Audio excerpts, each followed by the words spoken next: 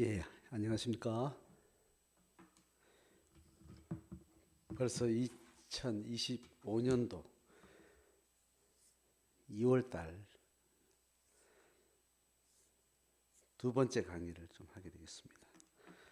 오늘은 14번째 제자도 강의를 합니다. 인간의 연합성의 두 번째 강의가 되겠습니다. 인간론 네 번째 연합성의 두 번째 강의. 교재 16페이지 지난 강의에서 다룬 내용의 핵심은 인간은 개체적 존재가 아니다. 개체적 존재가 아니다. 형태론적으로 생물학적으로 시공간에 독립된 자기 개체성을 가지고 있지만 인간은 혼적인 존재고 동시에 영적인 존재로서 인간의 존재 방식 자체는 연합성을 기본적 자기 존재 방식으로 지어진 존재다. 그런 의미에서 인간의 중요한 가치는 연합성의 성향을 가지고 살아가게 된다는 겁니다. 개체로 살아가는 것처럼 보이지만 인간은 사회적 관계, 또 인격적 관계, 또 영적 관계, 관계를 통해서 인간의 개인적 본성, 그리고 인간의 정체성, 인간의 삶 전체가 온전해진다는 것을 이제 성경은 가르치고 있다는 겁니다. 그래서 인간의 지어진 원리 자체가 연합적 관계성을 통해서 인간은 온전한 삶을 살도록 지어졌는데 그 인간의 존재 방식 자체가 개체성이라는 개체성이라는 어떤 방식으로 인간의 존재가 그렇게 근본적인 창조 원리를 놓치게 됐을 때 인간은 개체적 존재로 살아가게 되는 겁니다. 그래서 성경이 말하는 인간이 하나님으로부터 떠나게 되었다. 하나님으로부터 분리되었다. 인간은 죄인이 되었다. 이제 이렇게 이야기할 때 인간은 개체적인 존재의 삶을 살게 되었다라는 것하고 동일한 거예요. 그래서 인간의 죄성, 인간의 어떤 저주, 인간의 고통, 이 모든 것은 인간이 지어진 연합적 존재로서 삶을 포기했다. 잃어버렸기 때문에 인간은 개체적 존재의 삶을 살기 때문에 인간은 저주와 고통과 죄를 지을 수밖에 없는 존재가 되었다라는 겁니다. 이제 그렇게 동일한 이야기가 되는데, 그래서 인간이 개체성을 가진 존재의 삶을 살게 될 때 이제 어떻게 죄의 형태를 띠느냐를 이제 지난주 간단히 설명했죠. 개체적 존재는 자기를 중심으로 해서 세상을 보는 거예요. 자기를 중심에 두고 세상을 본다고. 나만 그런 게 아니고 다른 인간도 다 그렇게 보죠. 서로 보는 세상을 보는 관점이 다 자기를 중심에서 보기 때문에 자기와 타자를 분리해서 보기 때문에 자기 중심적으로 세상을 보기 때문에 다 보는 관점이 달라요. 그래서 서로 의사와 욕구도 다르고 서로 관계하는 어떤 태도나 성향이 다르기 때문에 충돌이 일어나는 겁니다. 그래서 개체적인 존재는 자기를 중심으로 타자를 보는 겁니다. 그럼 자기를 절대적 중심으로 보고 타자를 2차적으로 보는 거죠. 그러니까 타자의 존재와 관계의 형식에 따라서 내 존재가 자꾸 바뀌는 거예요. 그러니까 인간의 근본 이제 불안함이 있고 인간은 자기 두려움을 가지고 있는 존재입니다. 두려움을 가지고 세상을 보니까 불안한 상태로 상대를 보니까 상대방도 그렇게 보죠. 그러면서 서로의 욕망과 서로의 경쟁과 서로의 충돌에 의해서 서로 악을 행하게 되고 죄를 범하게 되는 현상이 나타나게 된다는 겁니다. 그러니까 인간의 죄성은 개체적 존재, 개체적 존재라는 말은 개체적인 자기중심적으로 세상을 보는 이 시각, 이런 존재 방식 자체가 이미 죄성이라는 겁니다. 죄를 가지고 있다는 겁니다. 한계를 가지고 있다는 겁니다. 두려움과 자기 한계 속에서 살아갈 수밖에 없는 그런 존재라는 겁니다. 그래서 인간의 개체성은 상계적 관계성을 만든 관계성은 경쟁 가운데 서로 적대적인 관계 관계가 형성되고 그 적대적인 관계는 어떤 상황에 맞추시면 서로 공격하고 서고 폭력을 주고받을 수 없는 인간의 죄를 또 인간의 악을 이제 실제적인 이제 경험을 하게 되는 거죠. 자, 그렇게 해서 이제 인간은 근본적으로 개체성을 가지고 살아가는 존재일 때 인간은 죄인의 모습을 가지고 살아간다. 이제 그렇게 이야기를 하게 됩니다. 자, 그래서 개체성을 버리는 거죠. 신앙은 개체성을 버리는 겁니다. 연합적인 인간 존재 방식을 회복해서 타자와 내 관계가 다르지 않다. 내가 나를 보듯이 타자를 또 그렇게 나와 동일한 존재로 본다는 겁니다. 그러니까 남이라는 존재가 없이 다 타자와 나와 동질의 관계 속에서 하나다라는 어떤 그런 세계관, 그런 정서, 그런 가치관을 회복하는 것이 인간의 연합성을 다시 회복하는 겁니다. 자, 그렇게 17페이지 오늘 이제 본문에 들어가 보면 내용이 이렇습니다. 개체성이 가지는 문제는 뭐냐? 개인의 이기적 자기중심성이라는 겁니다. 이런 관점과 시각 자체가 죄를 만들어내는 거죠. 폭력을 만들어내는 거고 서로 고통을 산출하는 겁니다. 자, 그래서 인간이 가지고 있는 이기적 자기중심성, 이거를 잘 주목해서 이게 서로를 고통스럽게 하는 거죠. 자기만 사랑하는 거. 이제 이것이 이제 삶 가운데 이제 이기주의나 어떤 악으로 나타나는데, 이기적 관계, 자기중심성, 이게 이제 현상으로 나타날 때 있죠. 내 개인과 상대방을 1대1로 이렇게 관계 맺을 때는 이기적 자기중심성이라는 것이 쉽게 드러나요. 내가 상대방을 위하는 것, 상대방을 이해하는 것, 상대방을 배려하는 것, 이거하고 배려하지 않는 것은 1대1 관계에서는 굉장히 명확하게 선명해요. 상대방을 배려하느냐, 받아주느냐, 아니면 상대방을 배려하지 않고 상대방을 배제하고 내만 생각하는가는 관계 속에 보면 금방 표가 납니다. 자, 그런데 세 번째 줄에 이기적 자기중심성은 계속 강력한 어떤 욕망을 가지고 계속 그것을 관철시키려고 해요. 그래서 자기중심성을 관철시킬 때 상대방도 관철시키려 하죠. 그런데 상대방이 자기중심적으로 가져가려고 나는 내가 서로 힘과 힘의 대결이 생기는 겁니다. 그런데 내가 힘이 약해지면 내 중심으로 뭔가 되지 않고 상대방 중심으로 되니까 내가 배제되죠. 이거를 내가 다시 내 중심적으로 끝까지 가져가려고 어떤 힘을 가는가? 다른 사람을 데려가 힘을 합쳐요. 그래서 1대1일 때는 서로 평평하게 서로 네 중심이냐 내 중심이냐 싸우게 되면서 한쪽이 일방적으로 자기 중심적으로 상대방을 배제하거나 상대방을 공격하거나 상대방을 지배하거나 그렇게 하지 않습니다. 근데 이게 힘드니까 내가 계속 지배하고 싶은 겁니다. 그러니까 내가 다른 사람을 데리고 와서 또 다른 사람을 내하고 힘을 합치면 2대1이 되죠. 2대1이 되는 건 힘의 균형은 깨지고 내가 일방적으로 내가 원하는 방식대로 상대방을 지배하게 되고 배제하게 되고 내 중심으로 모든 걸 할 수 있게 되는 겁니다. 그렇게 해서 자기 중심성을 끝까지 관철시키려고 하는 욕망은 또 다른 누군가를 또 다른 상황을 가지고 내 힘을 키워내려고 하는, 다른 사람의 집단성을 통해서 내 중심성을 끝까지 관철시키려고 하는 그런 욕망이 인간에게는 끝없이 작동을 하게 되면서 자기 이기적 자기 중심성은 집단화를 이루어요. 집단화. 그러니까 힘과 힘이 계속 집단성을 가지게 되는 겁니다. 자, 그렇게 해서 네 번째 줄에 그렇게 이야기합니다. 개인의 자기 중심성을 집단의 형식으로 확장시킨 집단 이기주의라는 것이 형성되는 거예요. 집단 이기주의라는 거예요. 내 이기심과 내 이기적 자기중심성과 자기 이게 서로 동질의 것으로 힘을 모아가지고 내 이기적인 욕망과 배치되는 또 다른 대상을 끝까지 내가 지배하려고 하는 그 힘을 계속 뻗쳐. 그럼 상대방도 그렇게 하겠죠.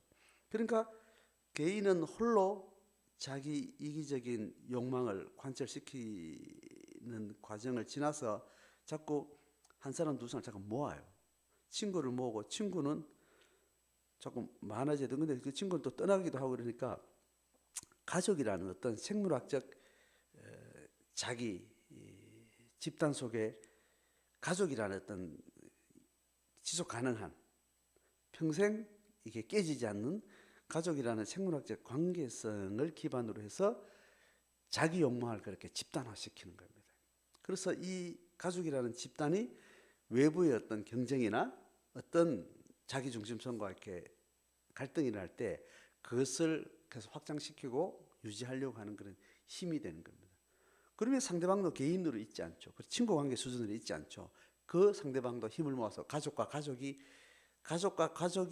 서로 자기 중심적인 자기 욕망을 계속 끝까지 확보하려고 하고 관철하려고 하고 이제 그런 힘의 구조가 생기는 거예요. 그러니까 그때 개인에서 집단이 됐을 때 그 이기주의를 집단 이기주의라고 합니다. 자, 그렇게 집단 이기주의로 발전하는 거죠. 문제는 이게 뭐냐 하면 개인이 자기 이기적인 태도를 취할 때는 그게 이기적이다, 자기 중심적이다라는 걸로 선명하게 보이는데 그 개인 자기 중심성이 집단화되면 이 집단을 통해서 상대방과 적대적인 관계에 있다라는 그것만 있는 게 아니고 함께 집단을 형성한 이 집단 이기주의를 같이 공유하고 있는 그 상대 관계와는 이기적이라 생각하지 않는 거예요. 이타적이라는 어떤 한 측면을 또 가지게 되는 거죠. 어떤 집단 이기주의를 형성하고 있는 자기 집단하고 관계는 강한 결속력, 강한 이타성, 상대방을 충분히 존중하고 타자를 굉장히 배려하고 타자를 존중히 여긴다는 어떤 그런 측면들이 같이 존재하기 때문에 이 집단 이기성이 가지고 있는 폭력성, 이게 숨겨지는 거예요. 가려지는 거예요. 안 보이는 거예요. 자, 그렇게 해서 집단 이기주의는 굉장히 어려운 문제를 가지게 되는 거죠. 그죠? 자, 그래서 집단 이기주의가 집단으로 작용할 때 이타적인 것처럼 가면을 쓰게 되는 겁니다. 그러니까 집단 이기주의는 개인 이기주의보다 훨씬 강력한 폭력을 만드는, 그렇겠죠. 숫자가 커졌으니까 힘의 단위가 커졌기 때문에 그 힘의 단위를 뻗쳐나갈 힘은 훨씬 커지게 되죠. 그래서 내 욕망은 더 많이 확장할 수 있지만 결국은 그 욕망의 반대편에는 타자에게는 굉장한 폭력을 경험하게 되는 겁니다. 그건 서로가 마찬가지겠죠. 그래서 집단 이기주의는 개인 이기주의보다 훨씬 강력한 폭력을 만들고, 그래서 그것은 이타성의 가면을 쓰고 폭력을 정당화하는 겁니다. 대한민국이라는 어떤 집단이 일본이라는 국가 집단하고 강력한 집단 이기주의를 만들어서 일단 일본이라는 어떤 집단, 일본이라는 국가 집단과 적대적 관계를 만들고 있잖아요. 그죠? 그래서 일본을 향해서는 강력한 분노와 강력한 적대성을 끝까지 수치를 올리는 겁니다. 근데 그게 폭력으로 상대방에게는 이제 드러나죠.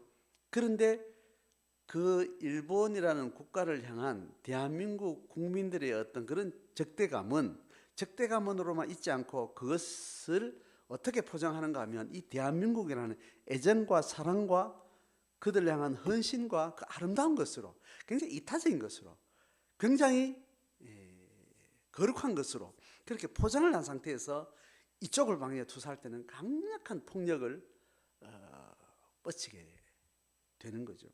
그래서 이타성의 가면을 쓰고 자기 폭력을 정당화하는 겁니다. 일본이 우리나라를 짓밟을 때도 자기 국가의 어떤 자기 집단 이기주의의 어떤 그런 결속을 가지고 자기 국가와 자기 공동체의 관계에서는 굉장히 희생적이고 서로에게 헌신과 존중을 그렇게 표현하죠.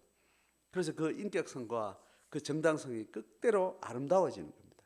그 힘을 모아가지고 대한민국이라는 어떤 국가 집단을 향해서는 강력한 폭력을 투사를 하게 되는 거죠. 그래서 개인과 개인의 자기 중심성은 가족과 가족의 집단 이기주의로 포장된 그런 폭력으로 상대방과 갈등과 싸움을 일으키죠. 집안과 가족과 가족은 더 키우기 위해서 집안을 이루어요. 집안, 가문을 이룬다.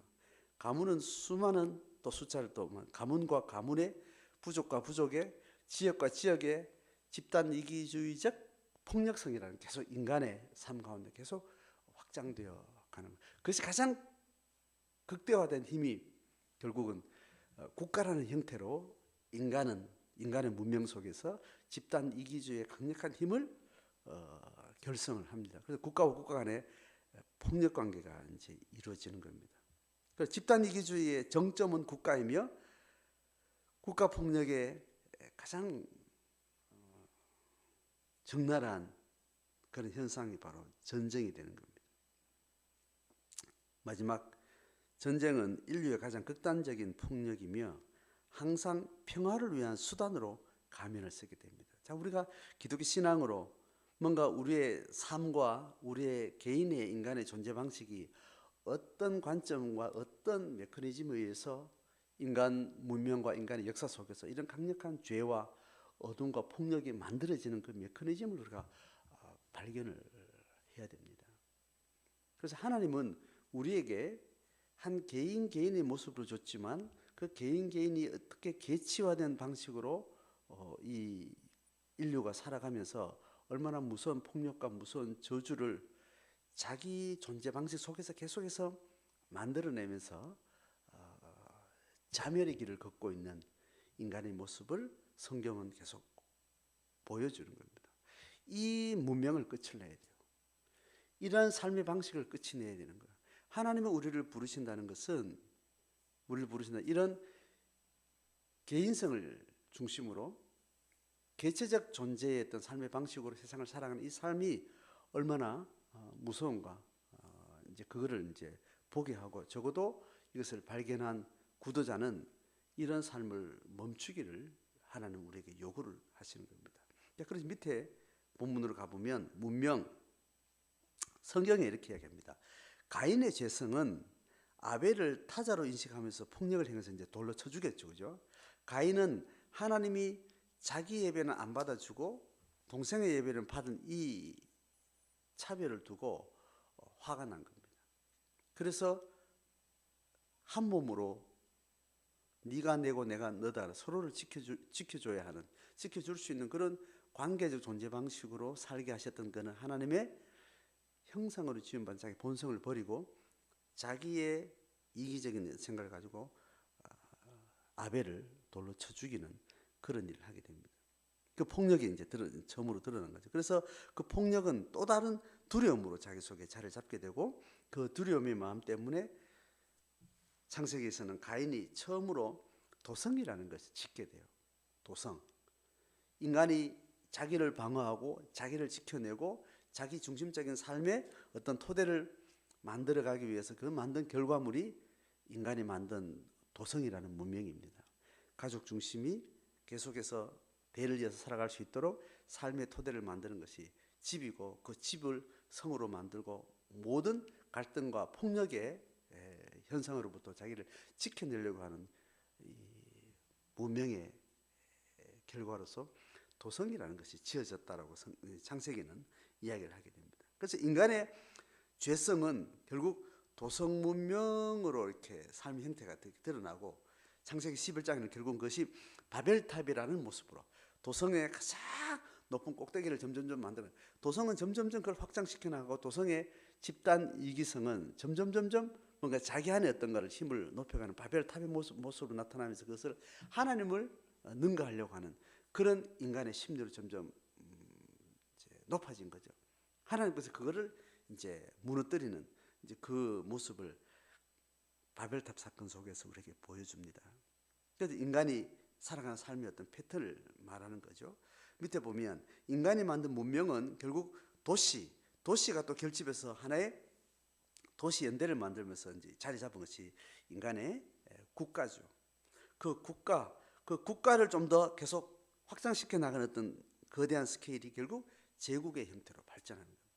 인간은 끊임없이 집단 이기주의를 계속 확장시켜 나가서 그것을 끝까지 자기를 지켜내려고 하는 그 형태가 인간의 역사 속에서 국가 단위로 그 국가를 또 점령해가는 방식으로 자기 욕망을 계속 지배적인 형태로 펼쳐가는 제국의 형태로 드러나게 됩니다. 성경은 인간의 문명의 흐름 속에 각종 문명의 태생을 이야기하고 문명의 결과로 나타난 도시국가에서 지역국가, 그 지역국가가 점점 병합해가는 방식으로 확장된 제국의 형태를 결국 구약 성경에서 계속 보여주고 있는 거죠. 자, 그렇게 이 인간의 연합성이라는 어떤 인간 존재 방식이 어떻게 깨어지면서 개인이 악의 죄에 빠지게 되고 그것이 어떻게 인간의 삶과 문명과 역사를 만들어 왔는가를 쭉 설명을 했습니다. 자, 이 관점에서 하나님은 이제 인간이 이런 폭력성으로부터, 이런 죄성으로부터, 이런 개체성으로부터 다시 회복되기를 원하시는 거죠. 그래서 우리에게 연합성의 가치체계, 연합성의 어떤 관계성을 만들어가는 그 작업을 하나님이 인간에게 찾아오셔서 인간을 구원하시면서 인간의 자기 지어진 원래 하나님 형상을 회복하는 방식을 우리에게 계속해서 가르쳐주고 있습니다. 자, 뒤에 이제 한 몸 보면 한 몸이 되어야 된다는 겁니다. 하나님 우리에게 주시는 지혜는 인간의 영성이 살아나면 자기 존재의 근본을 되찾게 되죠. 영성이 살아나면, 죽었던 영이 깨어나면 인간은 영적인 존재를 알게 되고 자기 존재 근본 하나님 형상을 찾게 되는데, 모든 타자가 자신과 다르지 않게 우리를 지으신 한 분 하나님의 품 안에 연합되어 있을 때, 연합체로 서로 관계 맺을 때 인간은 온전할 수 있다는 것을 이제 우리는 깨닫게 되는 겁니다. 하나님의 말씀의 진리는 결국 그거예요. 우리가 개체적 존재로 살아가지 않고 하나님 앞에 회복되어지고, 내가 하나님 회복되어지면 하나님이 품은 모든 세상이 결국은 나와 연결되어 있다는 걸 알게 되고, 한 하나님의 통치 원리 속에서 우리는 다 개체적 존재가 아니고 연합적 존재로 이 세상의 모든 피조물이 그렇게 연결되어 있다는 것을 깨닫게 되는 거죠. 그래서 모든 타자와 함께 살아가는 연합성을 회복하게 되고, 모든 타자들은 서로 이제 돕는 배필로 서로의 존재 방식 자체가 나를 위해서 존재하는 존재들로, 내게 복된 존재들로 그 관계적인 본질을 회복하게 되는 겁니다. 그래서 나는 모든 타자들에게 돕는 배필로서 살아가게 되는 거예요. 그러니까 성경에서 말하는 아담과 하와가 지어져서 부부가 연인이 서로가 한 몸이 되는 이것을 지금 설명하고 있지만, 근본적으로는 인간이 모든 인간과 함께 한 몸 된 관계다. 연합성의 관계는 모든 사람은 서로 돕는 배필, 서로가 서로에게 도움이 되고 유익이 되는 존재로 우리가 살아가야 된다는 것을 성경은 말하고 있습니다. 자, 밑에 보면 연합성은 근원적으로 성경에서는 하나님이 우리의 아버지라는, 하나님을 우리 아버지, 우리 모두 하나님 자녀라는 어떤 그런 원리를 가지고 설명을 합니다. 아버지와의 관계에서 나오는 거예요. 연합성은 두 자녀가 서로 갈등이 있고 서로 남이지만, 우리가 한 부모 밑에 자랐다 이렇게 자기와 근본으로 맺은 부모를 자기의 존재 근원으로 바라볼 때, 그 부모를 낳은 또 다른 자녀, 부모 없이 보면 서로 타자지만 나중에 함께 부모를 보면 우리가 한 부모 밑에 한 자녀, 한 생명이네 이렇게 느끼는 것처럼, 그렇게 아버지와의 관계 속에서 우리는 연합성을 계속 통찰할 수 있고 연합성을 우리는 계속 유지할 수 있는 거죠. 자, 제자가 살아가는 희생과 섬김의 헌신은 연합성에 기반한다는 거예요. 신약 성경에 예수님의 제자를 부르고 신앙의 삶을 이야기할 때 희생하라, 제자의 어떤 삶의 덕목을 섬김과 헌신과 희생, 이런 것들은 결국은 우리가 근본적으로 하나님을 만나게 되고 하나님의 모든 창조하신 세계와 다시 화해를 하게 되면서 그 연합적인 관계를 회복하게 되는 거예요. 그 세계관에서 우리는 서로 희생의 덕목, 섬김의 덕목, 이런 것들이 이제 제자도의 어떤 삶으로 나타나게 되는 거죠. 자, 그래서 연합성의 발현은 하나님 아버지의 마음을 통해서 드러나는 겁니다. 내가 이 형제를, 내 동생, 내 자매, 누나, 여동생 이렇게 볼 때, 그를 내가 내 몸으로 받아들일 때 나를 사랑하시는 아버지의, 부모님의 그 마음을 생각하면 내가 부모님의 마음으로 내 동생을 보는 겁니다. 부모님이 나를 사랑하는 그 지극한 그 사랑으로 부모님 사랑했던 내 형님을 보게 될 때 내가 형님을 사랑하게 되고 품게 되고 남처럼 여기지 않는. 그러니까 이 연합성의 발현, 연합성이 우리 삶 속에 드러나는 것은 나를 사랑하신 하나님 아버지를 그 마음을 내 몸속에 집중할 때 그 연합성의 어떤 힘은 나온다는 겁니다. 또 신약 성경에 성령의 소욕과 육신의 소욕 이야기하죠. 성령의 소욕 이렇게 할 때 성령님이 가지고 있는 어떤 욕망, 욕구, 뜻, 관심, 그게 결국은 예수를 통해서 연합성의 가치관을 우리 가운데 계속해서 가르쳐 주는 겁니다. 그러니까 성령의 소욕은 연합성에 기반하고 육신의 소욕은 개체성에 연결되는 거예요. 그 우리 인간 속에 우리 제자도 가운데 성령의 소욕과 육신의 소욕을 동시에 가지고 있죠. 육신의 소욕은 죄성을 따르는 거예요. 그건 결국은 개체성을 따라 사는 삶을 이야기하는 거고, 성령이 우리에게 주시는 욕망, 성령의 소욕은 예수님의 마음이고 하나님의 마음인데, 그것은 결국 연합성의 삶으로 살아가려고 하는 어떤 내 안의 가치와 욕구를 말하는 겁니다. 그래서 성령의 소욕은 연합성에 기반하고 육신의 소욕은 개체성에 기반하는 겁니다. 그러니까 지금 신약성에서 말하는 모든 어떤 성경의 원리, 인간의 원리, 삶의 어떤 그 제자도의 어떤 원리, 이런 것들은 다 결국 가장 큰 스케일로 보면 개체성으로 인간 존재를 이해할 건가, 그런 가치관으로 살 건가, 아니면 연합성의 방식으로 인간 존재와 삶의 방식을 선택할 거냐, 이런 세계관의 어떤 그 흐름으로 이것을 이해할 수 있는 겁니다. 자, 그렇게 해서 예수 그리스도의 머리 되신 우리의 몸됨이라는 어떤 이 관계, 이것도 결국은 연합성의 어떤 하나의 결과물로, 먼저 연합성의 가치를 깨닫고 연합성의 가장 근원이신 하나님과 연결된 관계, 그걸 제자들의 공동체인 교회라 그러죠. 그 교회가 예수의 머리 되심과 연합성의 어떤 현실적인 어떤 집단 공동체인 몸된 관계로 설명을 하는 겁니다. 그러니까 예수 그리스도를 머리로 한 교회 성도들의 관계 성도, 연합성의 가장 핵심 가치를 같이 공유하고 있는 이제 공동체가 되는 거죠. 자, 그렇게 해서 서로 연합성을 살아가는 사람은 서로 관계적으로, 개체적으로 보이는 그 관계적으로 서로 돕는 배필이라는 어떤 그 성경의 용어로 설명하는 겁니다. 자, 돕는 배필의 실제, 연합적인 삶을 살아가는 어떤 그 돕는 배필의 관계의 실제 어떤 식으로 현재 살아가는지를 밑에 설명하는데, 제자는 인간의 죄성이 만든 모든 폭력의 문명으로부터 구원을 경험하게 되는 거죠. 제자라는 것은, 성도라는 것은 인간이 만든 모든 폭력의 문명으로부터 하나님을 만나서 그것을 구원을 경험하게 돼요. 그리고 나서 인류가 만든 인간 삶 속에 드러나는 모든 도성, 그죠? 도시 문명, 국가, 제국의 폭력으로부터 타자를 지켜내는, 타자를 보호하는 그 역할로 우리가 부르심을 받은 겁니다. 인간이 개체성으로 살아가는 인간 세상에 모든 집단 이기성이 만드는 모든 문명의 형태, 국가, 제국, 뭐 이런 인간 문명이 만드는 모든 폭력으로부터, 모든 고통으로부터 인간을 돌보고 섬기고 구원하는 일을 우리가 하도록 그 역할을 맡은 겁니다. 그래서 인류 문명은 사실상 공중권세를 장악하고 있는 사단이 지배하는데, 사단의 지배 아래 있는 모든 문명은 그 문명 자체가 폭력으로 만들어지는, 폭력에 의해서 계속해서 그 자체가 운영이 되고 있는 겁니다.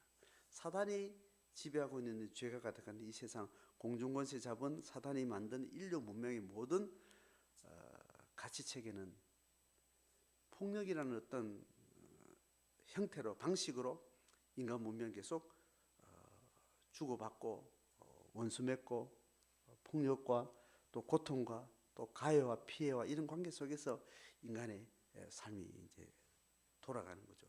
이거로부터 우리는 타자들을 지켜내는 것, 보호하는 것, 섬기는 것, 돌보는 것, 그게 이제 하나님으로부터 소명받은 제자들의 삶이라는 겁니다. 자, 돕는 배필의 사명은 폭력의, 자, 이제 이게 중요한 이야기예요. 자, 돕는 배필은 모든 폭력으로부터 사람들이 보호받기를 우리는 기대하고 그렇게 돕는 건데, 이렇게 할 때 돕는 배필의 사명은 폭력을 행하는 주체를 공격하거나 그것을 심판하는 것이 목적이 아니라는 겁니다. 폭력의 주체를 공격하거나 그것을 통제하는 것은 또 다른 폭력을 만들 수밖에 없다. 그래서 하나님의 이름으로 어떤 고통하는 사람들을 돌볼 때 고통을 주는 가해자를 어떤 식으로 통제하거나 제압하거나 응징하거나 심판하거나 그렇게 하는 것은 하나님의 백성이 연합적인 삶을 살기 위해서 많은 사람을 돌보는 그런 역할 가운데 그거는 굉장히 하지 않아야 될 일로, 그건 하나님이 해야 될 일로 우리에게 주의를 주고 있습니다. 고통받는 자를 돌보되 고통을 주는 자들을 어떤 식으로 통제하는 것은 우리의 권한과 우리의 능력이 아니라고 하나님은 가르치는 겁니다. 그래서 물리적, 정신적, 구조적 폭력이 어떻게 작용하는지를 우리는 잘 분별해서 폭력이 다만 물리적 폭력만 있는 게 아니고 정서적, 사회적 다양한 방식의 폭력이라는 게 있다는 걸 우리가 잘 찾아내야 되는 겁니다. 그래서 돕는 배필의 사명은 제자가 살아가는 연합성을 관찰하기 위해서 타자를 돕는 배필로서 우리가 부름받고 있는데, 그 사명은 폭력의 피해자를 돌보는 거라는 거예요. 피해자를, 고통하는 자들을 돌보는 일이지 고통을 주는 구조와 어떤 주체들을, 개인과 집단을 어떤 식으로 통제하는 것은 우리가 해야 될 원래 목적, 1차 목적은 아니라는 거예요. 그래서 성경은 강도 만난 자의 이웃이 되고 나그네와 고아와 과부를 돌보라, 이게 연합성을 계속 확장시키길 원하는 하나님의 구원 역사에 먼저 구원을 경험한 우리가 해야 될 사명으로 우리에게 요구를 하고 있습니다. 자, 이런 큰 연합성이라는 어떤 큰 틀로 우리의 존재, 또 우리의 구원, 또 우리의 사명, 이런 것들 좀 설명을 했습니다. 자, 이것을 이제 다음 강의 때는 좀 더 구체적인 실제적인 현실적인 적용의 관점으로 또 어떻게 할 것인지 또 생각을 해보겠습니다. 오늘은 여기까지 인간의 연합성이 어떻게 구체적으로 개인 인격 속에, 삶 속에 드러나는가에 대한 이야기를 했습니다. 이 연합성에 하나님이 우리를 지으신 그 창조 원리를 우리가 회복하면서 우리가 내가 하나님의 구원을 경험하고 그 구원을 확장시키는 그런 삶으로 살아가는 저와 여러분 이 시대 교회 되면 좋겠습니다. 오늘은 강의를 여기까지 하겠습니다. 감사합니다.